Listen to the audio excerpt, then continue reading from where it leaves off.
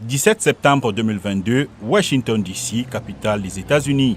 La scène se déroule devant l'Observatoire naval, résidence de la vice-présidente Kamala Harris. De ce bus descendent des migrants arrivés du Texas. Ils sont vénézuéliens pour la plupart et parmi eux, il y a des femmes et des enfants. Nous venons de recevoir un bus venant du Texas avec environ 50 migrants, dont des enfants. Il y a un bébé d'1 mois dans le bus. Ils ont été déposés à l'Observatoire naval. Ces migrants ont été transportés vers Washington sur ordre du gouverneur du Texas, le républicain Greg Abbott. Candidat à sa réélection en novembre prochain, Greg Abbott a fait de l'immigration un de ses principaux thèmes de campagne.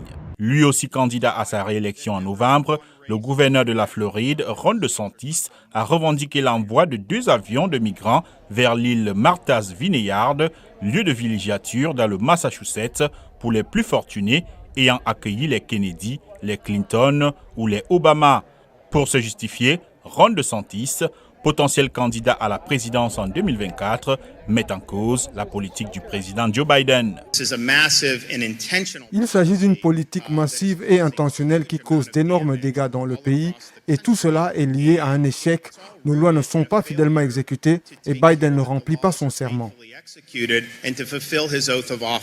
Accusé entre autres d'avoir transformé la frontière avec le Mexique en passoire, l'administration Biden a qualifié de honteux et cruel l'envoi par des gouverneurs républicains de bus et d'avions de migrants vers Martha's Vineyard ainsi qu'à Washington. Ce que je peux dire, et j'ai été très clair, c'est que c'est un coup politique. C'est ce que nous observons de la part des gouverneurs républicains en particulier. Et c'est une façon cruelle et inhumaine de traiter des gens qui fuient le communisme.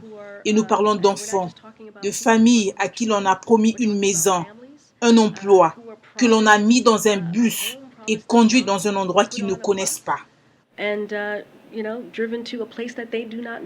Mis sous le feu des projecteurs, le temps de leur transfert, ces migrants doivent maintenant s'inventer un avenir loin des caméras des télévisions.